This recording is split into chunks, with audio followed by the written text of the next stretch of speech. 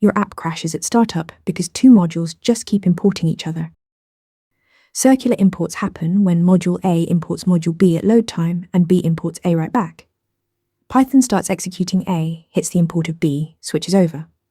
But B needs A, which isn't fully initialized yet. The result is an import error or a missing attribute at runtime. The quickest fix is a lazy import. Move the import statement inside the function or method that needs it instead of the top of the file.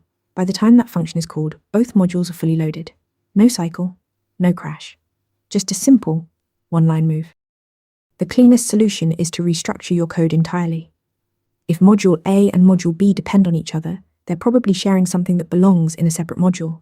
Extract that shared code. A base class, a utility function, a shared constant, into module C.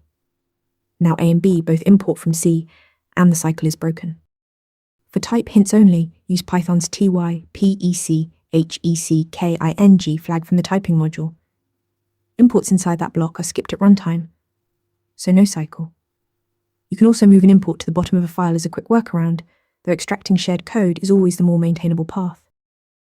Circular imports signal a design smell. Fix them with lazy loading, extract shared code to a third module, or use typecking for type hints. Follow for more Python deep dives. Ready to practice for your next interview? Interview Mentor lets you answer real questions just like this one. After each answer, you get a detailed grade and personalized tips to improve.